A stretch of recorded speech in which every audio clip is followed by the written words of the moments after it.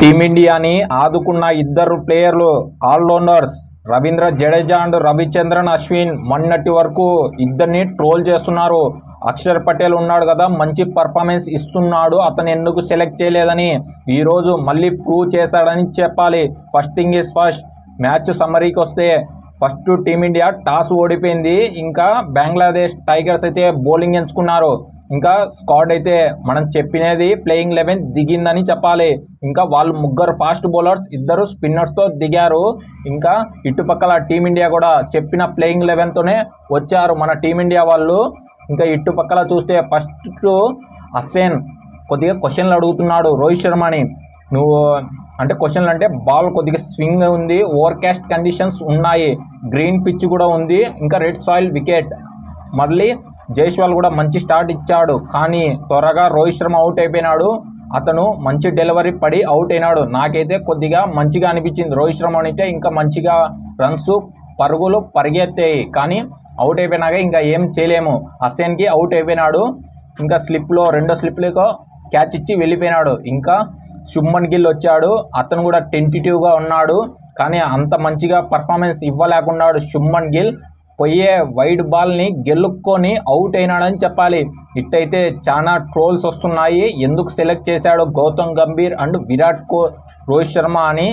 ఇంకా ట్రోల్స్ ఎక్కువ జరుగుతున్నాయని చెప్పాలి. అతను ఇంప్రూవ్ చేయకపోతే అతని ప్లేస్కి చాలా ఇబ్బందులు పాలు తప్పవని చెప్పాలి. సేమ్కి అశ్విన్ మందుకి దొరికిపోయాడు, లెగ్ సైడ్ బాల్ని జడ్జ్ చేయలేక అవుట్ అయినాడని చెప్పాలి. ఇంకా విరాట్ కోహ్లీ వచ్చాడు, 3 రన్స్ చేసి అంటే త్రిబుల్ చేశాడు, 2 రన్స్. అతను కూడా మంచి టచ్లో ఉన్నాడు, కానీ డ్రైవ్ చేసే బాల్ని కీపర్ క్యాచ్ ఇచ్చి వెళ్ళిపోయినాడని చెప్పాలి. మంచిగా వేస్తున్నాడు భయ్య, అతనైతే సూపర్ బౌలింగ్ అని చెప్పాలి. ఎవరంటే అశ్విన్ మందు, అతనైతే సూపర్. నేనైతే ఇంకా చూడాలని అనిపిస్తూనే ఉంది. లిటన్ దాస్కి దొరికిపోయినాడు. ఇంకా రిషబ్ పంత్ వచ్చాడు, 7 వికెట్లు పడినాయంటే విరాట్ కోహ్లీ 34 for 3. నేనైతే ఇండియా అయితే కోలుకోదు అని అనిపించింది, కానీ రిషబ్ పంత్ వచ్చాడు భయ్య, ఫియర్లెస్ చూపించాడు. ఉండమా పోదామా అనేది ఇంకా ఊపుతూనే ఉన్నాడు. వచ్చిన నుంచి 39 రన్స్ చేసి స్ట్రైక్ రేట్ 75. అప్పుడు యశస్వి జైస్వాల్కి కొద్దిగా టైం దొరికింది స్ట్రైక్ రొటేట్ చేసేదానికి. అతను కూడా మంచిగా ఆడినాడు, 56 రన్స్ చేశాడు. ఒక బ్యూటిఫుల్ కవర్ డ్రైవ్స్ ఉన్నాయి. నాకు అమేజింగ్ బ్యాటింగ్ అనిపించింది జైస్వాల్. ఇంకా ఎప్పుడైతే రిషబ్ పంత్ అవుట్ అయిపోయినాడో ఇంకా కేఎల్ రాహుల్ వచ్చాడు కదా ఆఫ్టర్ లంచ్ బ్రేక్. ఇంకా కేఎల్ రాహుల్ అస్సలు ఫామ్లో లేడు, బిగస్కపోయి ఆడుతున్నాడు. దానికి రోహిత్ శర్మ రీజన్స్ చెప్పాలి. ముఖ్యంగా నువ్వు ఇలా ఆడకూడదు, నువ్వు బాగా కంబ్యాక్ కావాలి, బిగస్గా పోయి ఆడితే అతను ఇప్పుడు ఆడేది తన ప్లేస్ కోసం ఆడినట్టు చూపిస్తున్నాడు. అతని మీద ఇప్పుడే ట్రోల్స్ వస్తున్నాయి. 16 పరుగులు చేసి 58 బాళ్ళకి స్ట్రైక్ రేట్ కూడా మంచిగా లేదు, 30 స్ట్రైక్ రేట్ ఏందని చాలా మంది ట్రోల్ చేస్తున్నాడు. అతను మెండిస్కి అవుట్ అయినాడని చెప్పాలి. ఇంకా ఇతను వచ్చాడు భయ్య, జైస్వాల్ కూడా మంచి హాఫ్ సెంచరీ చేసి వెళ్ళిపోయినాడు. ఇంకా ఇతను వచ్చాడు భయ్య రవీంద్ర జడేజా అండ్ రవిచంద్రన్ అశ్విన్. నాకైతే అప్పటి వరకు హోప్స్ అయితే లేవు, కానీ ఎప్పుడైతే వీళ్ళు సింగిల్ డబల్ తీస్తూ వచ్చాయో అప్పుడైతే టీమిండియాకి మంచి కాన్ఫిడెన్స్ వచ్చింది. ప్లస్ మన టీమిండియాకి గట్టెక్కిస్తారు అని ప్రూవ్ చేశారు వాళ్ళిద్దరూ. నాకైతే అమేజింగ్ బ్యాటింగ్ అనిపించింది. అతను strike rate 91 strike rate, Ravichandran Ashwin 112 బాళ్ళకి 102 runs చేసి సెంచరీ కంప్లీట్ చేశాడు. ఇండియాలో అతనికి చెన్నైలో 2వ సెంచరీ. పీకల్లో కష్టాలున్న టీమిండియాని గట్టెక్కించాడని చెప్పాలి. ఇంకా రవీంద్ర జడేజా కూడా తక్కువ కాదు, నేను కూడా ఆడుతాను, నేను ఒక ఆల్రౌండర్ అని, నన్ను గుర్తించండి అని ప్రూవ్ చేశాడు రవీంద్ర జడేజా కూడా. అక్షర్ పటేల్ని చాలామంది కన్సిడర్ చేయాలి కదా, ఇప్పుడు ఎందుకు రవీంద్ర జడేజాని కన్సిడర్ చేస్తారనేది మళ్ళీ ప్రూవ్ చేశాడు. అతను batting is brilliant. Ravindra Jadeja మనకు కష్టకాలంలో గట్టెక్కించిన వీళ్ళిద్దరిని ఎప్పటికీ చరిత్రని తిరగా రాస్తారు. ఎప్పుడు చరిత్ర వీళ్ళిద్దరిని గుర్తు పెట్టుకుంటుందని చెప్పాలి. ముఖ్యంగా వీళ్ళ పార్ట్నర్షిప్ ఈజ్ వెరీ బ్రిలియంట్. వీళ్ళ మధ్యలో ఉంది కదా, ఎప్పుడైతే 144-6 కానించి వీళ్ళైతే 195 పార్ట్నర్షిప్ వచ్చింది కదా, నాకైతే అమేజింగ్ అనిపించింది. వీళ్ళిద్దరు ఒక్కరు వికెట్ పడింటే టీమిండియా మొత్తం కొలాప్స్ అయింది ఈరోజు. కానీ వీళ్ళిద్దరు గట్టెక్కించిన దానికి very very thanks for both of them. కానీ బంగ్లాదేశ్ని అయితే మంచిగా వేశారు భయ్య. వాళ్ళు అయితే ఎప్పుడైతే అస్సేను వికెట్ తీస్తున్నాడే కానీ మిగతా వాళ్ళు టస్కిన్ అహ్మద్ అయితే బౌన్స్ రాబడుతున్నాడు కానీ స్వింగ్ అయితే లేదు, కొద్దిగా ఇబ్బంది పడినాడు అతనైతే. ఇంకా రానా అయితే అతను కూడా ఒక వికెట్ తీసాడని చెప్పాలి. ఇంకా షకీబుల్ హసన్కి అయితే ఒక 8 ఓవర్లు ఇచ్చాడు, అన్ని ఈవెన్గా ఉన్నాడు, బాగా చిత్త కొట్టారు. 8 ఓవర్లకు 50 రన్స్ ఇచ్చాడు. ఇంకా మొనిముల్ 1 ఓవర్ ఇచ్చి 4 రన్స్ చేశాడు. మిగతా వాళ్ళైతే అతను తప్ప మిగతా వాళ్ళైతే క్లూలెస్గా ఉన్నారు భయ్య.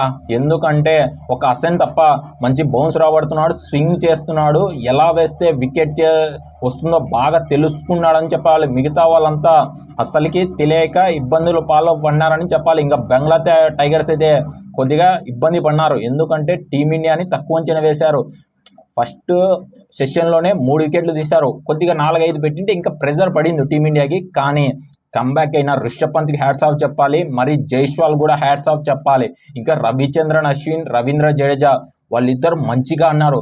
రవిచంద్రన్ అశ్విన్ ఎంత చెప్పినా తక్కువనే భయ్య, రియల్ గోట్ ఆఫ్ క్రికెట్. అతనికి టెస్ట్లలో మామూలు సెంచరీలు లేవు, 6 ఉన్నాయి. ప్లస్ టెస్ట్లో వికెట్లు అయితే దాదాపు 500 వికెట్లు ఉన్నాయి.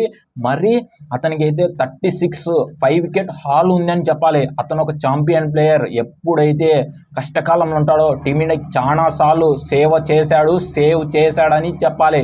అతని ప్లేయర్ మనకు దొరకడం చాలా రియల్ గోట్ ఆఫ్ క్రికెట్ అని చెప్పాలి. ఒక సైంటిస్ట్ సెంచరీ కొట్టాడు భయ్య, నాకైతే అమేజింగ్ అనిపించింది. బౌలింగ్లో కూడా దులుపుతాడు. రేపైతే సెషన్లో టీమిండియా ఒక రెండు సెషన్లు ఇట్నే కంటిన్యూ చేయాలి. ఒక 500-400 రన్స్ చేస్తే మనకు స్ట్రాంగ్ పొజిషన్ పోతాము. ఇంకా బెంగళూరు టైగర్స్ని అయితే చుట్టేయాలని చెప్పాలి. స్పిన్నర్స్ అయితే నేనైతే పిచ్లో అయితే కొద్దిగా ఉంది, స్వింగ్ ఉంది, కానీ కొద్దిగా ఇంకా 3rd డే 4th డే పోతే స్పిన్నర్సే మెయిన్ హెల్ప్ఫుల్ ఉంటుందని చెప్పాలి. ఇంకా మన బౌలర్స్ అయితే పండగ చేసుకుంటారు ఆ పిచ్లో. డెఫినెట్గా ఇండియా అయితే గట్టిగా స్ట్రాంగ్ కంబ్యాక్ ఇస్తుంది రేపు మార్నింగ్ ఫస్ట్ సెషన్లో. ఇంకా రవీంద్ర జడేజా కూడా సెంచరీ చేస్తే అంతకు మించిన ఆనందం లేదు. రవిచంద్రన్ అశ్విన్ కూడా ఒక 150 రన్స్ చేసినా మనం ఆశ్చర్యపోవడం అవసరం లేదు, లేకపోతే డబుల్ సెంచరీ చేసినా ఇబ్బందే లేదు. అతను ఒక ఛాంపియన్ ప్లేయరు, 38 ఏజ్. అతనైతే చాలా ప్రూవ్ చేస్తున్నాడు, నేను ఇంకా ఆడుతాను క్రికెట్, నేను బాగా ఫిట్గా ఉన్నాను. ఏం షాట్లు కొట్టాడు భయ్య, నాకైతే అమేజింగ్ అనిపించింది. ఎందుకంటే ప్యాడల్ స్వీపు, రివర్స్ స్వీపు, ఒక 6 కొట్టాడు భయ్య, లాఫ్ట్ కట్ 6 అమేజింగ్. అదైతే ఎవరు కొట్టలేదు, 2 6లు కొట్టాడు రవిచంద్రన్ అశ్విన్.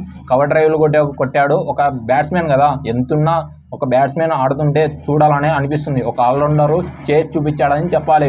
ఇంకా రేపైతే డెఫినెట్గా కంబ్యాక్ అయ్యి ఇతనైతే రవీంద్ర జడేజా కూడా సెంచరీ చేస్తాడని నేను అనుకుంటున్నాను. ఇంకా Virat Kohli performance is very bad. ఇంకా రేపైతే డెఫినెట్గా ఇండియా కంబ్యాక్ అవుతుంది.